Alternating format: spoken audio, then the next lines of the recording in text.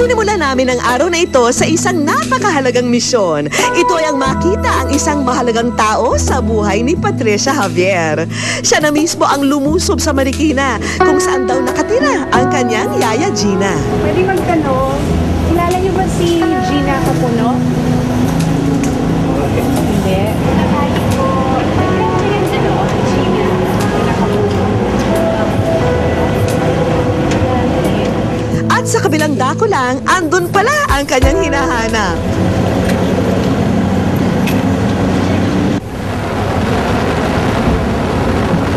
Pwede mo pala ba?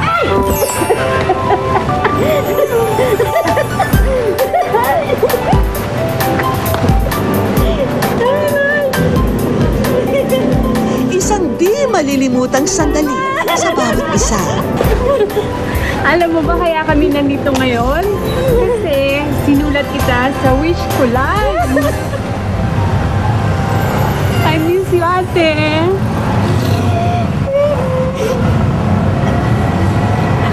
Alam mo, nakalimutan na kita, no? Hindi naman kita nakakalimutan. Busy lang ako talaga. Nasuklian ng kakaibang tuwa, lalong-lalo na kay Yaya Gina.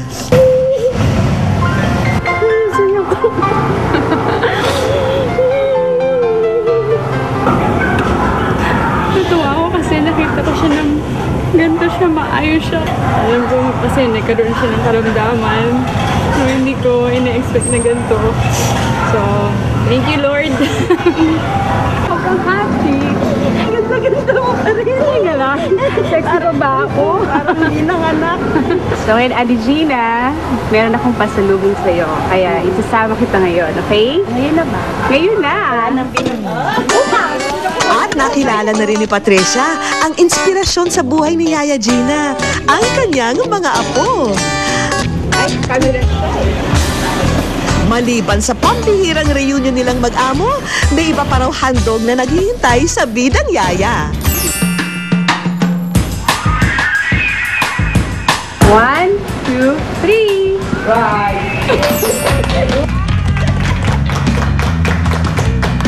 Not one, but two kabuhayan packages ang regalo sa dating yaya.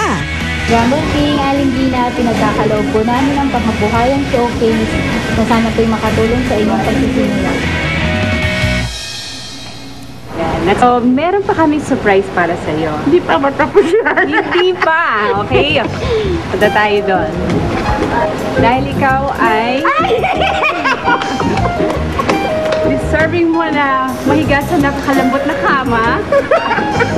Maagang pamasko rin ang mga bagong kagamitan para sa kanyang bahay. Ayan, di ba?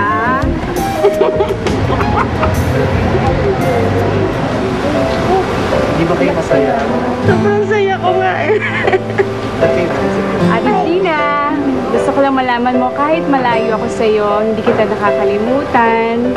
Hindi mo tayo nag-uusap ng mahabang years. Alam mo naman na inayos ko rin yung buhay ko sa Amerika. Sobrang salamat talaga.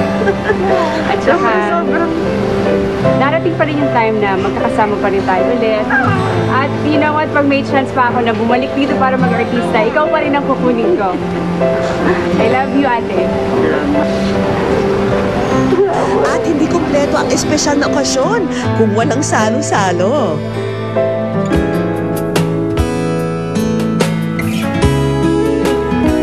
Ayan, ate. Ngayon naman, gusto ko, ako naman ang magsisilbi sa'yo. So, meron tayong konti ba ba yan? Salo-salo. Ako natin. Ayan, kayo. Ayan, ate. Para sa'yo yan. Kung ano raw ang ating itinanim, ay siya ring aanihim. Gaya ng di matawarang serbisyo ni Yaya Gina sa dating artista. At hindi kailanman nakalimutan yun ni Patricia, ang kabutihang loob noon na nararapat suklian ng kawang gawa ngayon. Wish ko